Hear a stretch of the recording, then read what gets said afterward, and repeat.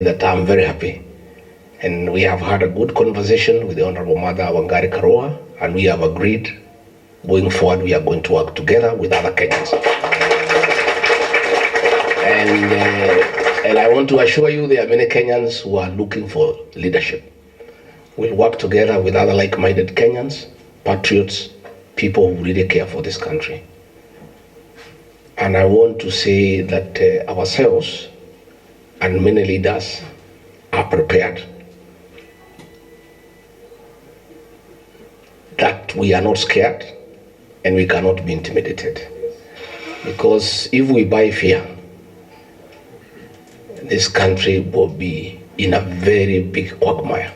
So I want to encourage the leaders who have accompanied me here, these great women.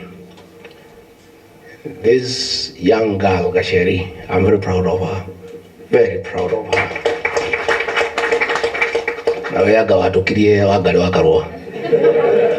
This girl is a great leader, and she's fearless, she's articulate, and she's using the brains God gave her well for the benefit of the country. Thank you, Gachagua. The Honorable Senator Mulango, this is another great man from Kirinyaga, and we are very proud of him for the leadership that they have given to the people of Kirinyaga and the people of this region and indeed the country. And our MCA Madenge from Barangwe is a great guy.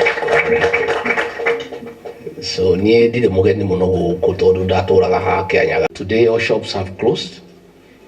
The shop owners are not asking for any goodwill. They just tell you take the shop and pay us whatever you can. That is where we are as a country, and it calls upon great men and women of courage and resilience to rise up and lead the people of Kenya into liberation. Therefore, our coming here could not have been more appropriate. We have come to the right place because the Honorable Mother Karua has a great history of liberation. She has fought for the dignity of the Kenyan people. She has fought for freedoms of the Kenyan people. She has insisted on respect for human rights and good governance. It is for that reason that we came on calling.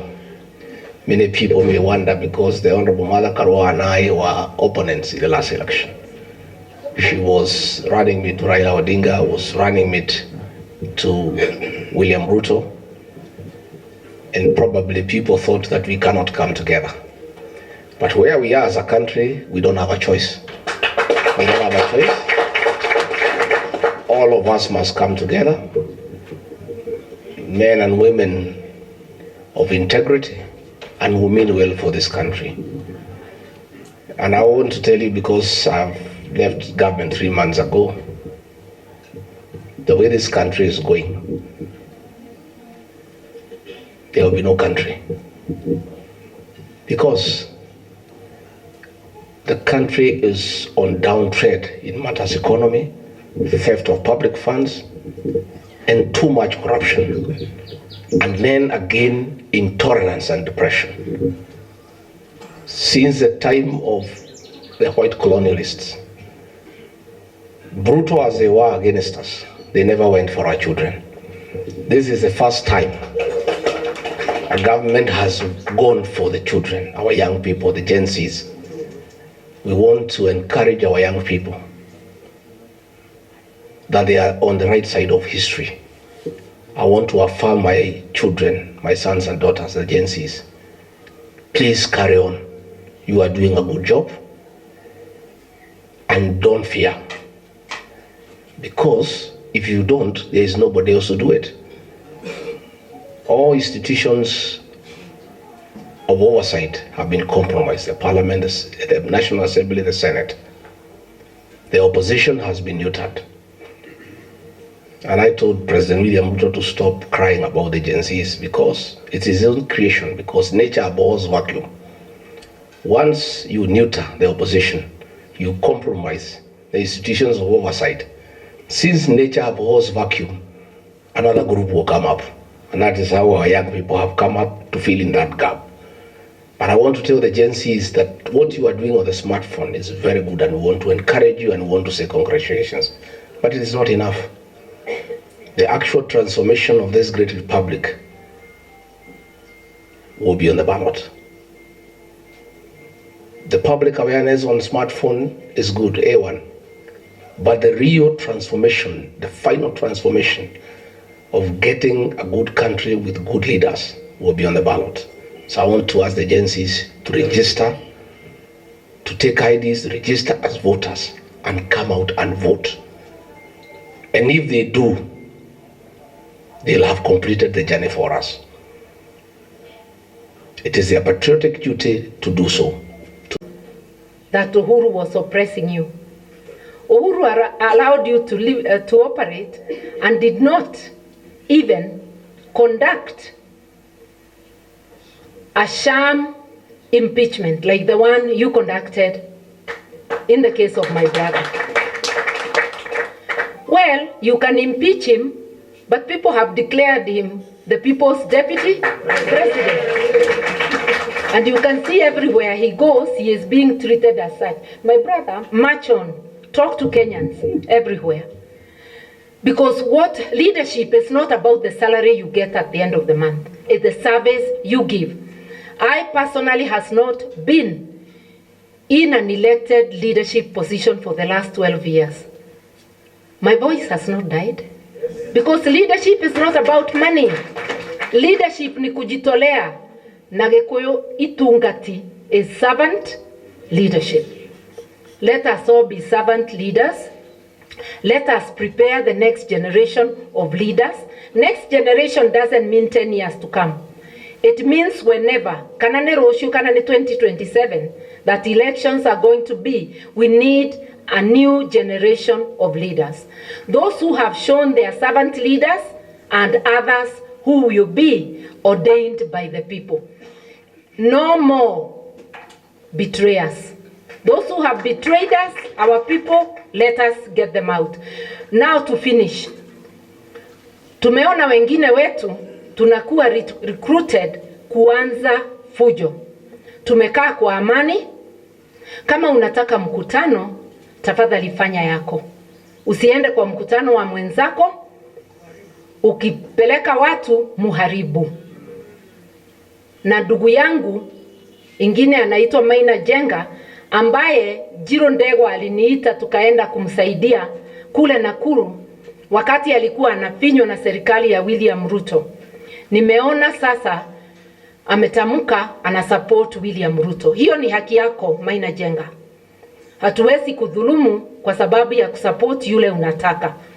Lakini pia wewe usikubali kutumika kwa njia isiyoeleweka. Na usipeleke vijana kuharibu mkutano wa wenyewe. Ulisema wewe ni pastor. Itana mkutano wako wa maombi. Na utaomba na hatuta disturb. Wacha mwingine aitane yake. But let us tolerate each other. Do not allow Ruto and his rogue regime to use you to start conflict anywhere. This message goes out to all leaders, not just Maina Jenga, to all leaders including myself, and to the youth in the entire country. Let us preserve our peace. Peace is very valuable. Let us refuse strife to come to us. And we know William Ruto is not new to strife. We remember all too well what we remember. Usitulete hiyo mambo yako. Wacha tuishi kwa amani. Wewe ukumbuke hautakalia hiyo kiti miaka yote. Si ungependa ukirudi Sugoi pia urudi ukafuge kuku zako kwa amani. Wachana na wengine, wachana na ndugu yangu atembee mahali anataka kutembea. Wewe tembea ile mahali unataka kutembea. Hatutakuuliza, lakini hatutakubali utufungie na kufuli tushindwe na kutoka nje. We are just assuring you we are going to march on, na tutaonana mundu kumundu. Na sisi ni watu wa amani. Kama matusi ndio unataka, endelea nayo. Hiyo tutakuachia. Be the king of insults. Sisi tutaendelea vile tunaelewa heshima si utumwa. Nikikuita William Ruto sijakutusi, si ni jina ulipatiwa na mama yako. Ukiniita Martha Karua mimi sitalia. Kutokubandika many titles, that is not insulting. Sisi hatutusi, lakini kwa hivyo kwa vile wewe pia ni mdogo wangu, naweza kuita Dr. William Ruto alias majina ingine. But the one we know is the taxman Sakayo, because he has been oppressing people with oppressive taxes. But let us have a country that has tolerance. Those who wish to support him, it is their right. But do leave us alone also to unite and support one another.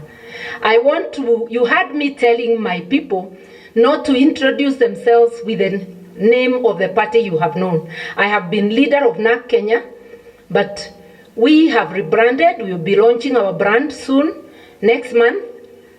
Or are we already in? Yeah, next month of February. And the name is People's Liberation Party, PLP. Na musifikirie tumeapply jana. We applied for those names in May of last year, long before there were the protests. But the process is just becoming complete. I know I have heard my brother is likely also to be launching, but I'm inviting you all. PLP ni nyumba kubwa. Mukisikia mnataka kuingia, njooni tutembee. Mukiform ingine, hata hiyo hatukatai, because we will still work together. Vile tuko hapa, kila mtu ako na dini yake, lakini sote tuko hapa. Hata chama tunaweza kuwa many political parties, but all marching to the same direction. And I know many of us have said, I also said that I'll be vying for presidency, not for another seat. But this time round, we want to say the nation is greater than any of our ambitions. Allow me to grow my ambition for presidency and to grow my brand. Let my brother somewhere else grow their brand. Let everybody grow their brand. But we must know at the back of our minds that as we near that time, we will come together and get one flag bearer. Because if we really want to liberate Kenya, Kenya has to be bigger than any one of us. Siyo ni kweli? Maneno mingi tugagasira mwingi ni wotho ni ugikatia. Neno ni ndugu turanyitithania tondu gikuyu ugaga ndugu ni ndui ni makinya. Tuyaba kuthondeka urata witu. No urata uyu tukurimira ati no binya urigiaga. Ni twanyitanira. Na tondu ni muona tuyaba andu ingi tukuthondeka nginya kwagire. Na mundu gukwiraga ati andu aya meaba no makirima ni wona na secretary general wakwa ni mundu umite kuraya. Twina andu nginya vihiga ndirona guku. So here we are a small sample of the nation of Kenya, and we are ready to march together as Kenyans. Once again, Your Excellency and Pastor Dorcas and the entire entourage, thank you so much. Your Excellency, the second Deputy President of the Republic. It's a great day indeed. We have joined hands with my brother, His Excellency Gachagua. A journey of uniting and liberating Kenya has begun. And like he has said, we are going to join with people from all corners of this country. After all, he's already been working with people from all over the country. I myself have been working with people from all over the country. But just you imagine that effort combined, that force combined. We need everybody, every person of goodwill to join hands to push back, because the rogue, allow me no sugarcoating, the rogue Ruto regime is determined to oppress Kenyans. It's a merciless regime that resembles the oppressive colonial regime. Hawajui kupeana, they just extract.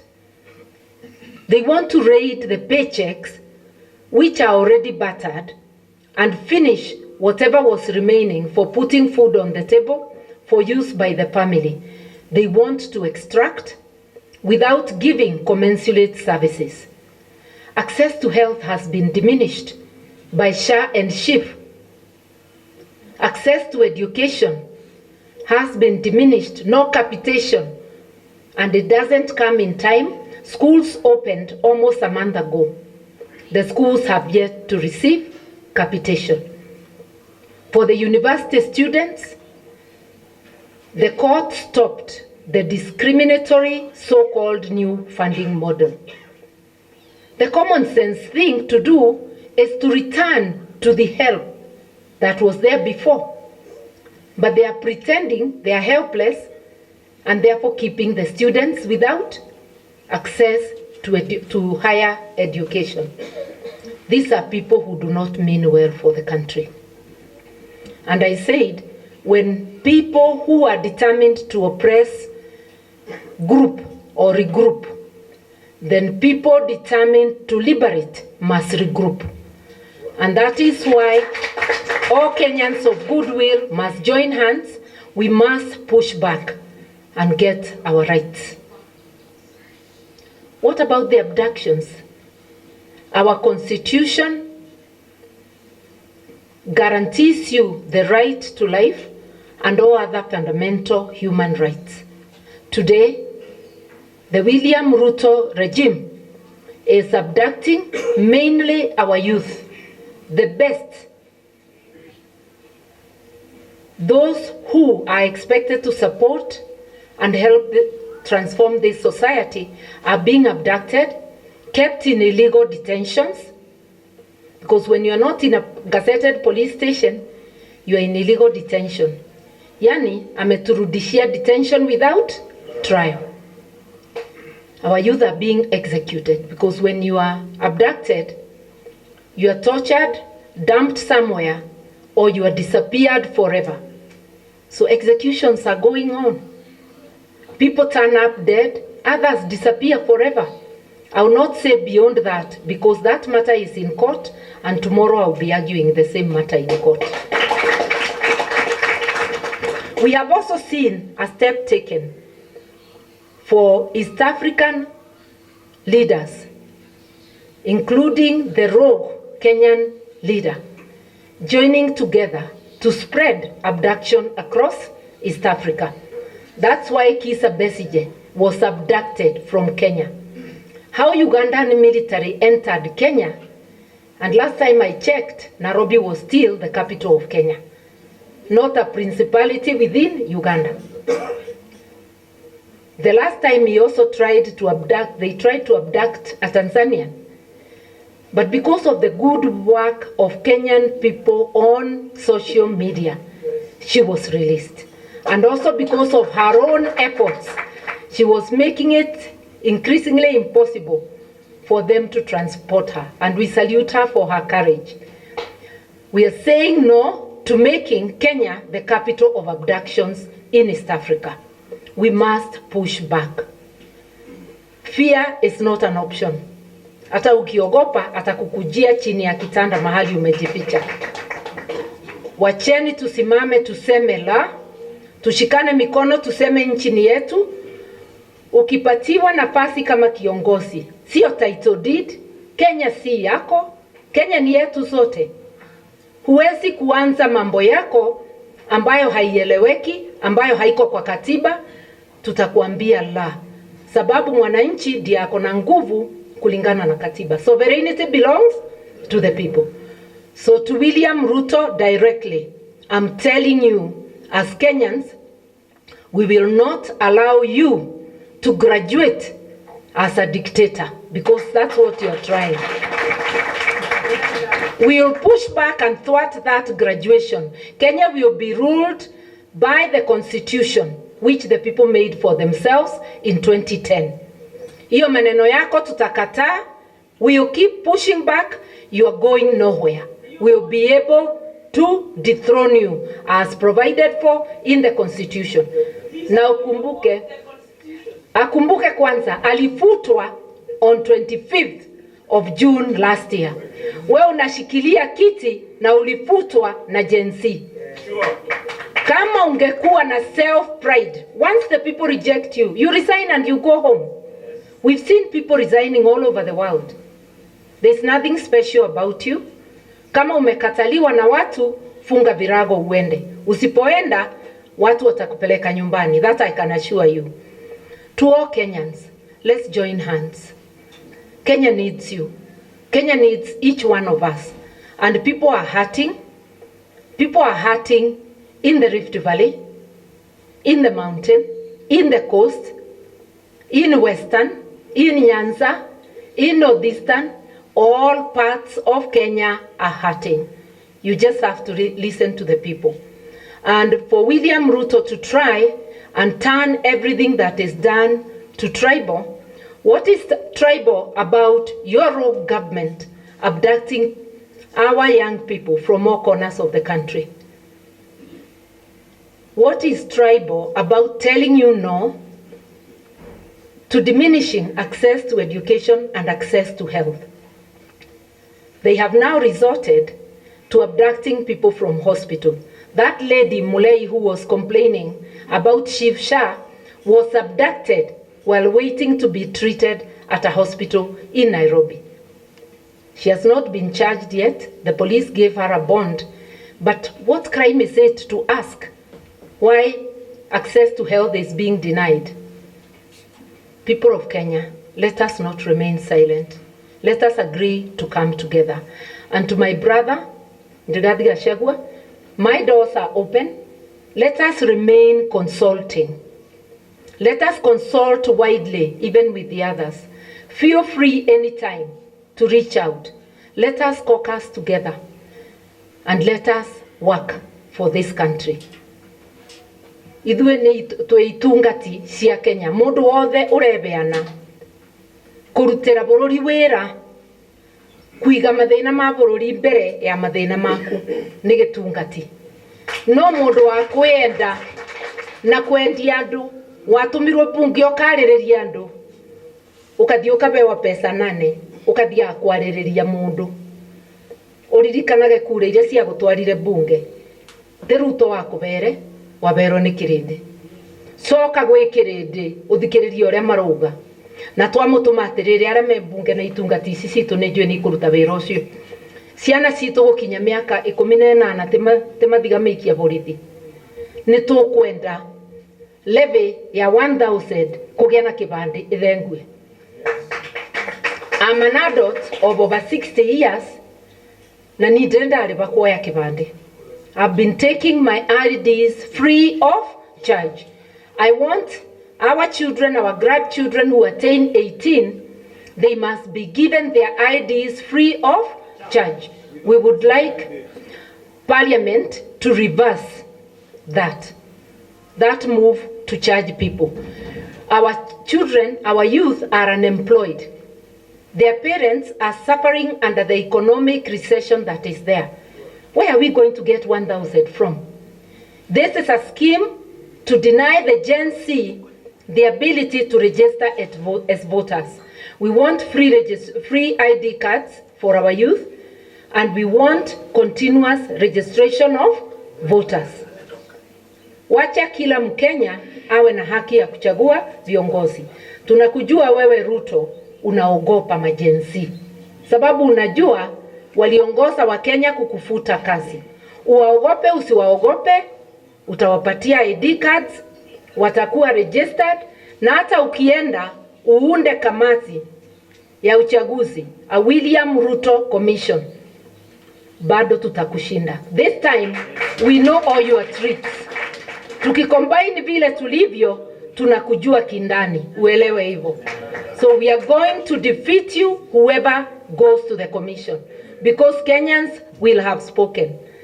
So today's meeting is really the two of us, national leaders, who also happen to be neighbors, coming together to rally the nation, all people of goodwill, to come together to liberate the country.